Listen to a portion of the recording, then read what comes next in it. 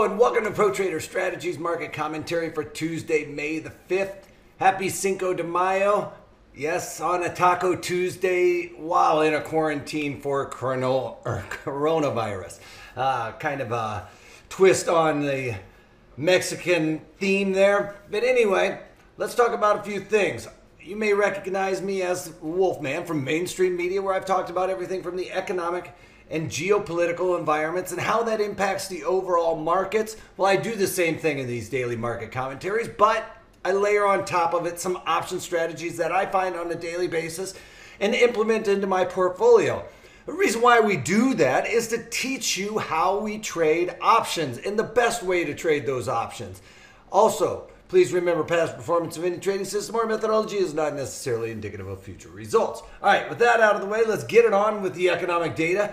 We got some good stuff here in the United States. Our main economic data point, as far as I'm concerned, in the form of the Institute for Supply Management PMI.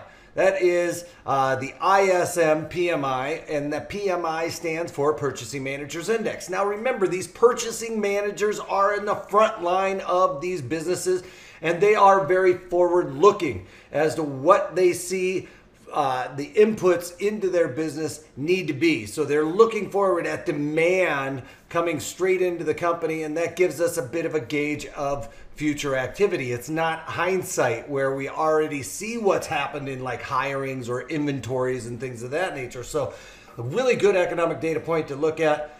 Nothing really to see across the pond, to be quite honest, so we won't even go there. Let's just talk about that Institute for Supply Management PMI. Anything above 50 is expansion in the economy. Anything below 50 is contraction. Now, we know we are getting set up for a recession here with this coronavirus. Really has put an all stop to the economy. That is going to be recessionary. So we would expect these numbers to be below 50. Well, we got a 41.8. That is below 50. It is contraction. The silver lining there, though, is it was expected to be 37.5. Now, no revisions to last month's number, which was a surprise above 50 at 52.5. Now, keep in mind that that still was kind of at the beginning of all of this coronavirus, but it still was impacted and stayed above 50, which is a good thing to know. I think that's a bit of a shining light in helping the overall markets make a positive move today. And that's about it for the economic data. Nothing really geopolitical that I can think of right off the bat. We do have a lot of earnings coming out. Disney after the close, so that's something that is in my portfolio. Remember, I did some covered calls against that trade yesterday, and that was based on lowering my overall cost basis. If it gets up there on their earnings, I'd be happy to have it called away at this point. All right, so crude oil making a move higher here by about $3.50 on the day. We have had sustained moves outside of once we saw that negative move we saw when the Bank of Japan really dumped it right at expiration last week. Remember, or a week or so ago. Remember, we saw them sell it into negative territory. Well, it's started to get a bit of a rebound. I think most of that is because there is expectations the economies are going to start opening up here, and there's going to start being more demand for this crude oil. Also, supply is really going to be limited, as we're seeing a lot of the oil refiners here in the United States especially start to shut down some of those oil wells. All right, so we're making a move higher here in crude oil off that expectations of the economies opening up and demand starting to come back. Gold futures still above 1,700. Now, I do expect this market to kind of hold on here, even if we are making some moves higher here, because there's a bit of a conundrum going on right now. The bears in the equity markets have really been getting it socked to them on this rally. I know a lot of people that have been trying to short into this market and have been getting run over in that. Now, me, I was one of those bottom feeders. I was trying to get in a little bit early. I got in a little bit early and really picked the bottom quite nicely on dollar cost averaging. But having said that, you know, the Nasdaq's only about a percentage point away from being all-time, or for being positive on the year. So are the rest of the equities across the board there. Really starting to look a little bit frothy, because I don't know if we are out of the woods yet, and I don't know that we are at the type of levels of economic growth that we were seeing or expecting to see in December, right? So seeming to be a little bit maybe overdone to the upside for some of these stocks. Now with my portfolio, I'm pretty happy with it, aside from a couple of those airline stocks like Delta and travel and industry with Disney. But at the end of the day, the rest of the markets I've done pretty well with my Microsoft, my EA Sports, Thor, which is the travel trailers. A lot of those stocks have done very well, so I'm pretty happy with them, my Walmart. So those I'm not really ready to get out of, because I think that those are going to be doing very well, even if the market starts pulling back and we start seeing some more coronavirus spikes or things of that nature, because that means people are going to be at home. I picked those stocks for those very reasons. But gold, I think, is dollar denominated. We're seeing a lot more weakness in the dollar. That is going to give the bulls of the precious metal a lot of strength there. All right, bonds. We are expected to see the Treasury come in and start buying some more bonds today. That's on the docket, actually, not just because we're getting down there at that 180 even level, which I've talked about. That is going to be an area where they defend. They're going to try and prop this market up above 180. So that is that line in the sand. I don't have a Fibonacci. I don't have anything else there. I just know that that is a level where we start seeing some major support, and that is most likely due to the Treasury or Fed activity. All right. So down over just over a half a point right now on the day, but really seeing some vigorous defending of that 180 area. Then we're going over to the VIX. VIX is coming off. We would expect it. It's out and away from those 40s, which we were testing yesterday, but today it's coming off because we're getting another rebound in the equities. A lot of them found support at like the 50-day moving average yesterday. You can see we came down, touched that. Now we're starting to get a bounce. Something to note here that we've been talking about in the past is the fact that we are starting to see, yes, we are in a bear market. Everybody's saying that. I mean, I'm not going to really deny it's necessarily a bear market because of the amount we have fallen. But what we are noticing here is we've got a low here, and that's where I was saying we were starting to find that bottom. That's the Aikman bottom. And then we've got now higher highs and higher, well, it's probably a little bit there, but higher highs and higher lows. We've got another high, and we didn't quite break that low. So we are seeing a nice trend back towards that point of control in the Dow Jones Industrial Average. Back into the value area again today, which is nice to note, but we did come down, touch that 50-day simple moving average. This is long-term bearishness when we get the crossover where this crosses over the 200-day there. So we got the 200 here and the 50 here. Those are the simple moving averages. So when you get those crossovers like that, that is bearish as well. But nice trending positive market here towards the upside. It looks like we found a new lower high, right? So higher than the previous low there. So that to me is a good, healthy market. We're seeing some of these moves back and forth. I talked about it. It would be good to see a bit more of a pullback here and there, shake out some of those weaker hands, and that's what we're starting to see here going on in the equities.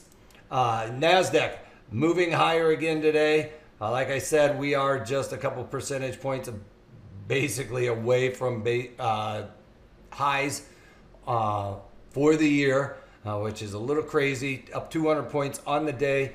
NASDAQ, though, it contains a lot of those stocks that are going to actually do much better in this type of environment. So it's not really out of the realm of possibility that these guys are actually leading the charge, or it is a part of the realm of possibility, clearly, because it's happening. But what I mean is that it's not a far stretch to believe that these guys would do better in this type of environment than what we were seeing back there in December.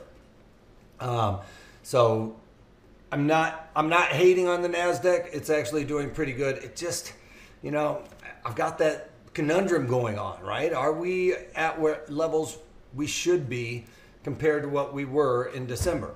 Which in December I was saying we needed a bit of a pullback, but I didn't think it was going to come from the coronavirus. All right, so then we've got the E-mini S&Ps up 65 points on the day right now, 64 points, let's call it. But it's back to the point of control for the time. That's where it's kind of hung out. It's not like they're exchanging money. That's a little bit higher up here at about 3,000. That's where the money's been exchanged. That is where we got a nice volume node there. The time where we're all kind of complacent and just kind of sitting around trying to figure out what we want to talk about really, or what we want to dicker on, or try to trade. Well, that is right here at 2,900. So we've got about a 100-point swatch there, which isn't that huge, especially for 2020. That's just could be made up in a day. But getting back to that area, and an area where I find very interesting is right between those two. We've got this little volume node that is kind of a trough. And I do believe that we are going to get back up in that area and start building between those two volume nodes, building out some volume in and around there. All right, so that to me makes a lot more sense, especially for the E-mini S&Ps, which doesn't have all those high flyers that we're talking about that will really do well in this environment. It's going to have a lot more that aren't going to do very well. All right, so let's get on to the breakdown of the E-mini S&Ps, and you can see overnight it has been trending positive. I think a lot of people are starting to get a little antsy, want to get out, are seeing some of these other states open up. I mean, I'm here in Arizona. They're starting to open up, allowing people to go back and get their hair cut, which I'm in desperate need for. And on the second day of having no hot water, so I busted out one of my old hats, the Telluride Ski Patrol, but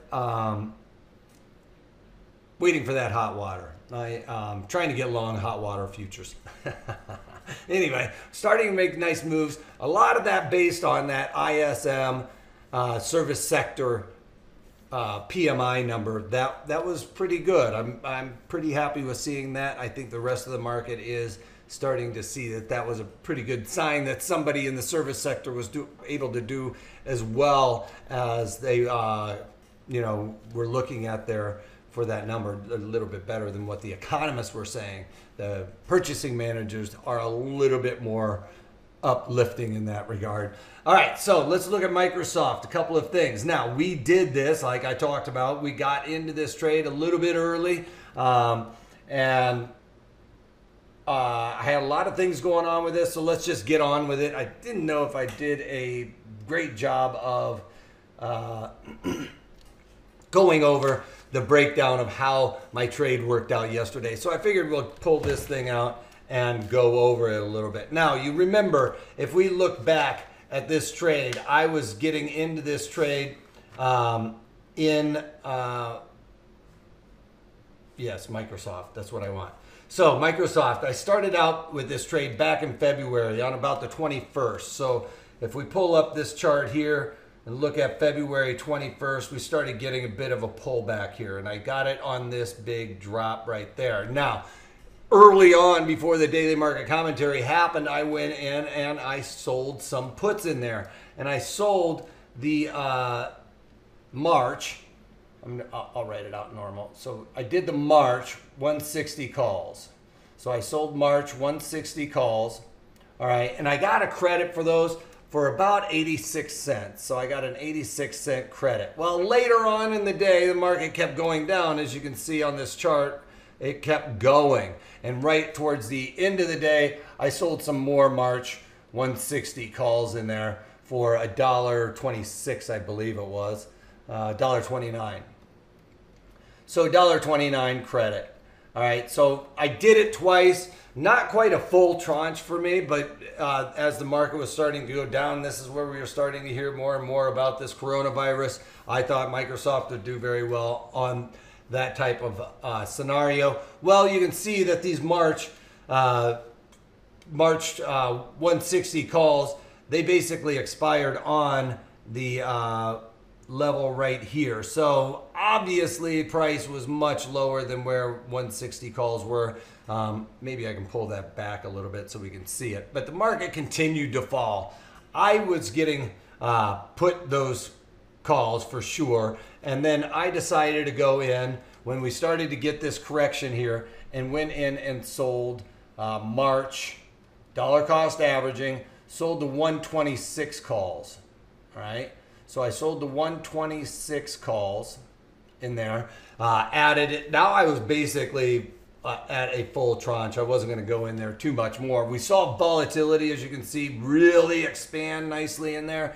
And I was able to get those 126 calls for $2.10. Now, when we got the expiration happening here at the end of this March expiration, I got put the 160 calls. So basically, I own the stock, all right? But I owned it at 160, right? So I owned it at 160, and I was able to collect about $2 for those, a little bit better than $2. So I lowered my cost basis by $2 and what is that? 15 cents, $2.15 credit on those. So I really own this stock at around 157.85, right? Because I got to keep that credit. That was mine. All right, that was mine for good. Despite the fact that I had to buy the stock at 160. I had to buy the stock at 160, but I got to keep that credit, which, you know, really kind of lowers my overall cost basis on that trade. Now, these 126 calls expired for zero. So they basically went out for zero. So I also got to keep that credit. That puts me now at $4.25, right? Lowering my cost basis again on that dollar cost averaging. I get to keep that. So now I'm looking at basically 155.20 or 155.75 is really where my break even is on the stocks that I owned there.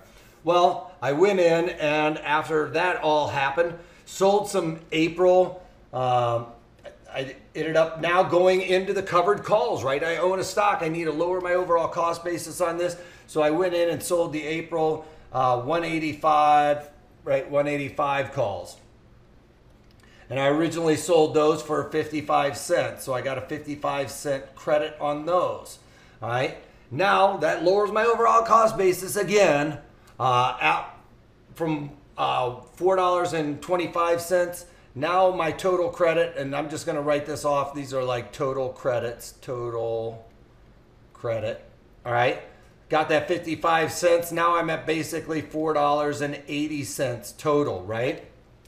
Now, those were looking like they were going to expire pretty worthless. So I rolled my April 185 calls down.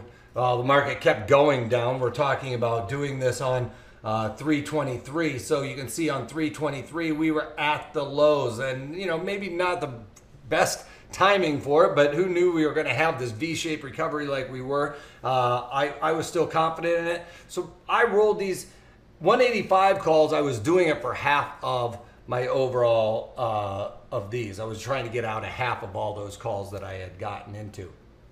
So it was, you know, yes, I guess I probably should say, since it was 55 cents, I probably should make that 25 cents only. So basically, let's say my total credits for all the stock, lowering my break even, all right?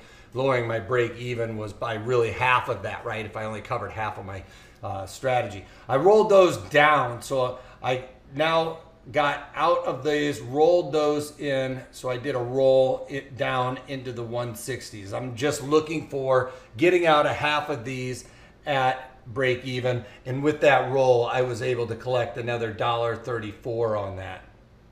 So I collected $1.34. Well, half of that, let's just call it 67 cents, right? So now my break even on this, or my total credit, or lowering my break even, however we want to look at it, is basically 517. I believe I'm doing the math right in my head as we go along here, right? Because it's only half of it. I'm only lowering half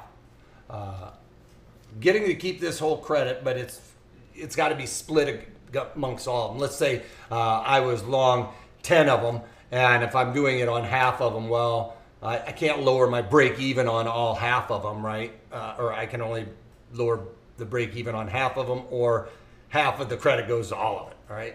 Hopefully it's not losing everybody. So so I did those on calls. Those are on calls. All right, so that being said, those 160 calls, they got called away. I got half my stock called away. All right, because they took it out at 160. Well, you might think I got a scratch on those, half of them, but remember, I've lowered my overall cost basis on those that I own by $5.17, which means my break even on that trade was really at 154.83. So I made $5 on those 160s where I scratched them because I bought them at 160, right? But I sold them at 160. That's a scratch. Well, I got to keep all that credit. So synthetically, I lowered my overall cost basis on those that I got out of. So I made a nice $5 trade on it, and I held on to the other half of the trade. Well, then we go back to Jan, Feb, March, April 15th. I went in and sorry, when you got so many things going on in my head, I got to think about it a little bit. April 15th, I decided to go in and do a collar around the rest of the ones that actually another half of them, really. So covering about half of them with this trade. And I went in and I sold the May. And I sold the May 190 calls, or 195 calls. Sold the 195 calls for $1.50, sorry, $1.24. All right, because I'd be happy to get out of that. Remember, we were looking at this number right here when I put those on. Hey, if Microsoft gets to the 52-week high, I would be very happy to get out considering everything that's going on. And then, because those calls took away half of my stock, I decided I was going to throw in some puts in there. So in the May, I also sold the 155 puts. All right, so I sold some 155 puts in there for, that was the $1.58 that I got for that. Because now I'm starting to think, all right, well, I'll get out of them way up here, but I'd be happy to buy them down there at 155, kind of just slightly below where my scratch out was. All right, so all of this comes down to today. I bought back those 155 puts for 10 cents. All right, so those I got a credit for these, and then this was a debit. All right, so out of that. But having said that, I'm still in those 195 calls. Those are still working. I'd be happy to still get out of some of my trades at the 52-week high. But these puts I'm out of, but that also lowers, you know, a total credit of that I got to keep of $1.48. All right, so $1.48 for slightly less than half of them. So I say I split that in 3 or something like that for lowering my overall cost basis on the trades there. All right, so that's what I've gotten done. That's why I'm staying mechanical. You can see how all of this, yes, I got some of them called away, and some people might be like, yeah, but you missed out on some of the upside. Well, I didn't really, because I was trading back and forth and lowering that overall cost basis. I made money in that doing it. So I'm more than happy to trade it that way. That's how we do covered call strategies and stay mechanical in a portfolio where we have long-term stocks. You know, that's allowed me to sleep at night. That's kept my powder dry during this market turmoil, this extreme volatility. We've been able to take advantage of it in my portfolio by doing just that, all right? So that was, you know, a clinic on how you trade options in and around stocks that you have in your portfolio. Think about it. If you were to do this over and over and over, I mean, this is just in a couple of months, right? $5 in just a couple of months. If you did that every single month throughout the year, or every, you know, for 5-6 years, you can lower your cost basis on these underlyings to zero. It means you own it for free in a sense. I mean, come on now. That's what we're talking about. All right. Well, without further ado, that's about all I've got going on so far today. I haven't covered anything. I'm looking at my Walmart and a couple of other things that I was wanting to stay mechanical with, but I haven't found the right strike location I want to do at this point. Please take a moment to go over this disclaimer, as we are an educational company and I am only here to talk about the trades that I do and how we implement options into my portfolio to show you how you can take advantage of this type of strategy or any other strategy I'm talking about. I am not giving you a recommendation though. So please take a moment to go over this, and happy Cinco de Mayo. If you can't take that, take it easy.